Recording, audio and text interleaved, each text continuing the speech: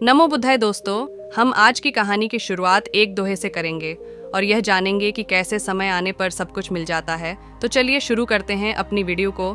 धीरे धीरे रे मना, धीरे सब कुछ होए। माली सींचे 100 घड़ा, ऋतु आए फल होए। यानी कि हमें धैर्य रखने की जरूरत होती है, क्योंकि धीरे धीरे ही सब कुछ होता है। कोई माली किसी पेड़ में चाहे जितना भी पानी डाल दे, फल फिर भी ऋतु आने पर ही लगते हैं। लेकिन विडंबना यही है कि सही समय आने तक सभी लोग इंतजार नहीं कर पाते, इसलिए वे असफल हो जाते हैं। जो भी इंसान अपने जीवन में सफल होना चाहता है, उन्हें यह समझना चाहिए कि एक जगह की मिट्टी खोदने से ही कुआं बनता है और उसी कुएं से पानी निकलता है जो हमारी प्यास बुझाता है। लेकिन धैर्य ना होने के कारण इंसान अलग अलग जगह पर खोदता रहता है और आखिरी में परेशान होकर खुद को समझा लेता है कि मेरा तो भाग्य ही खराब है, मुझे तो पानी कहीं पर मिला ही नहीं। अगर वह एक जगह ही मिट्टी खोदता रहता तो पानी निकलने की संभावना बहुत ज्यादा बढ़ जाती। एक जगह मिट्टी खोदने का तात्पर्य यहाँ पर यह है कि आप जो कर रहे हैं, आपने जो किया है, जिसमें आपका हुनर है, जो आपने सालों से सीखा है, उसी पर अपना समय लगाएं। चाहे अभी तक आपको उसमें सफलता नहीं मिली हो, लेकिन निराश मत होना, क्योंकि हो सकता है कि आप सफलता के बिल्कुल नज़दीक खड़े हों। अगर अभी आप हार मान गए तो आपको फिर से एक नई शुरुआत करनी पड़ेगी। कोई नया काम सीखना पड़ेगा, नया हुनर पैदा करना पड़ेगा और उसमें फिर से सालों का समय लग जाएगा। साथ ही अभी तक जो सीखा है, अभी तक जो भी मेहनत की है, वह बेकार हो जाएगी। अगर अभी दरवाजे पर पहुंचकर वापस लौट गए तो खुद को कभी माफ़ नहीं कर पाओगे। बाद में हमेशा पछताते रहोगे कि मैं दरवाजे पर खड़ा था, थोड़ी सी मेहनत करनी थी, बस एक और कदम अंदर रखना था और सफलता मेरे सामने थी। लेकिन दरवाजे से वापस लौट आया। काश थोड़ी सी मेहनत और करी होती, थोड़ी सी हिम्मत और दिखाई होती तो अंदर प्रवेश कर गया होता। हिम्मत हारनी थी तो शुरुआत में ही हार जाता। जब मंजिल आंखों के सामने होती है तो कभी हार नहीं मानी जाती, बल्कि हौसला और ज़्यादा बुलंद किया जाता है।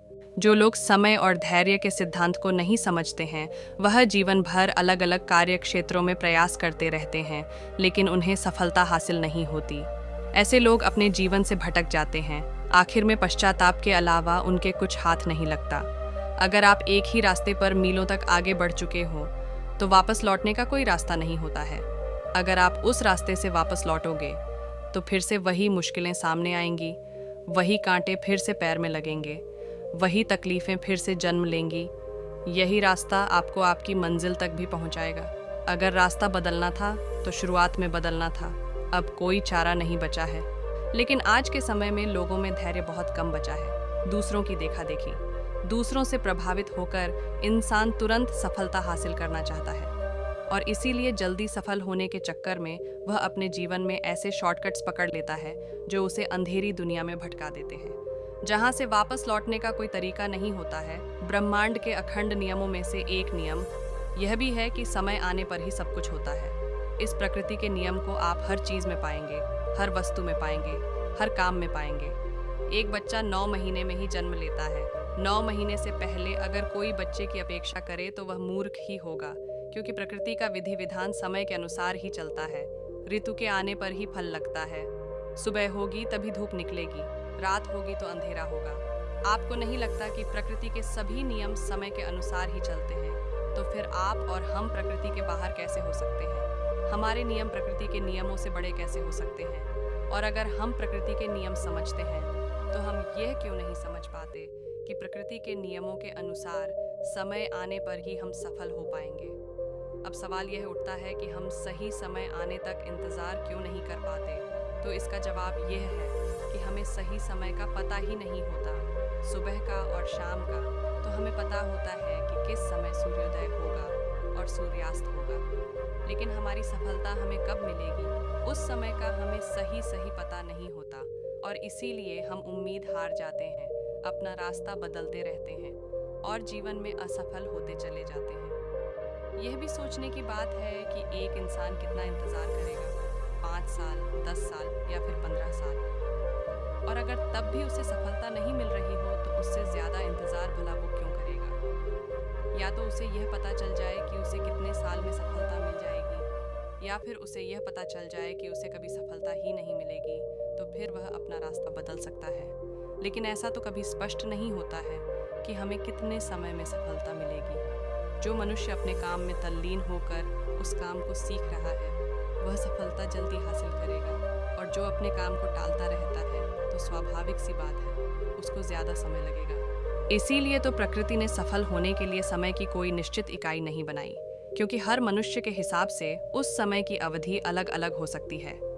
लेकिन जो समझदार हैं वह जानते हैं कि कम समय में सफलता कैसे हासिल की जाती है। जो लोग असफल होने का डर और सफल होने का लालच अपने मन से निकाल देते हैं, तो ऐसे लोग जल्दी ही अपने जीवन में सफल हो जाते हैं, क्योंकि उनके लिए अपना काम ही ध्यान बन जाता है। और जब हमारा काम ही हमारे लिए ध्यान बन जाता है तो जो चीज़ हम 10 दिनों में सीख रहे होते हैं वह हम एक दिन में सीख सकते हैं। लेकिन अब यह सवाल उठता है कि हम अपने काम को ध्यान क्यों नहीं बना पाते।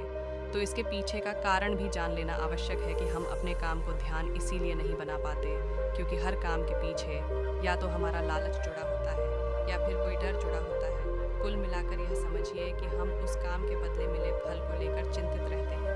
अगर हम उस काम के फल की चिंता अपने मन से निकाल दें और सिर्फ अपना ध्यान उस काम पर ही लगाएं तो सफलता मिलना निश्चित हो जाता है। और यही बात भगवत गीता में श्री कृष्ण कहते कि तुम सिर्फ कर्म करो, फल की चिंता मत करो। लेकिन अपने कार्य क्षेत्र में कुछ समय बिताने के बाद ही इंसान का मन दुखी हो जाता है। वह परेशान हो जाता है कि सफलता तो मिल नहीं रही, तो मैं क्यों मेहनत करूं? मैं अपना रास्ता ही बदल देता हूँ। और एक बार अगर मन को भटकने का रास्ता मिल जाता है तो वह हमेशा भटकता ही रहता है। आप एक काम को छोड़कर दूसरे काम को शुरू करेंगे तो उससे भी आपका मन भटक जाएगा, क्योंकि आपके मन की प्रवृत्ति भटकने की हो गई है। आपने एक जगह पर समय लगाकर धैर्य रखकर मेहनत करने का सोचा ही नहीं, उसका अभ्यास ही नहीं किया। इसीलिए आपका धैर्य, आपका पेशेंस इतना कमज़ोर हो गया कि वह किसी भी काम पर ज़्यादा समय तक मेहनत नहीं करना चाहता। आपने ही अपने मन को इतनी आज़ादी दे दी है। अगर आपने अपने मन के बचने के लिए कोई जगह ही नहीं छोड़ी होती तो आपका मन आपके अनुसार काम कर रहा होता। लेकिन आप अपने मन के वशीभूत होकर अपने रास्ते बदल लेते हैं और इसीलिए आपका मन भटकना सीख जाता है और वह आपका कहना नहीं मानता, बल्कि आप खुद अपने मन के गुलाम हो जाते हैं। ये गुलामी की जंजीरें मरने तक आपका साथ नहीं छोड़ती और आप अपनी आदतों के गुलाम होते चले जाते हैं। कुछ लोग उसे आलस्य का नाम दे देते हैं, लेकिन आलस्य वहीं से जन्म लेता है जब हमारे मन को बचने के लिए जगह मिल जाती है। मन को बच निकलने के लिए 1 इंच भी जगह मत दो। एक भी बहाने से वह अपना काम ना कर पाए ऐसी व्यवस्था सुनिश्चित करो, क्योंकि मन का काम हमेशा आपको भटकाना ही रहता है। जो चीज़ मन को हासिल हो गई वह व्यर्थ हो जाती है और जो नहीं मिली उसके लिए मन तरह तरह की योजनाएं बनाता रहता है। मन का स्वभाव एक जगह ठहरना नहीं है, वह पानी की तरह बहता रहता है। लेकिन अगर हम अपने मन को समझने का प्रयास करें तो हम उस पानी के बहाव के साथ बहते चले जा सकते हैं। उसके बाद हमें प्रयास नहीं करना पड़ेगा, जोर ज़बरदस्ती नहीं करनी पड़ेगी। मन को समझने के बाद आप अपने मन के मालिक हो जाते हैं और एक बार मन के मालिक बनने के बाद आप अपने मन से जो चाहे वह काम करा सकते हैं। और मन को समझने के लिए सिर्फ एक सूत्र याद रखिए कि समय आने पर सब कुछ होता है। अगर आपका मन पेशेंस या धैर्य रखना सीख जाता है तो आप अपने मन को समझना शुरू कर देते हैं, क्योंकि धैर्य और प्रतीक्षा ही मन के ताले की चाबी है। मन को जल्दबाजी में समझा ही नहीं जा सकता। ये इत्मीनान का काम है, यह ध्यान का काम है। जब आप ध्यान करना शुरू करते हैं तो आपके मन का धैर्य बढ़ना शुरू होता है। आप एक ही जगह पर बहुत देर तक केंद्रित रह सकते हैं। इसीलिए आप अपने मन की गतिविधियों को समझना शुरू कर देते हैं। आपका मन जल्दबाजी की वजह से इधर उधर भागना बंद कर देता है और उसके बाद आपके मन के ताले की चाबी उसे खोलना शुरू कर देती है। और धीरे धीरे जैसे जैसे आप अपने मन को समझना शुरू करते हैं वैसे वैसे आप पाते हैं कि मन के नीचे तो खजाने दबे हुए थे।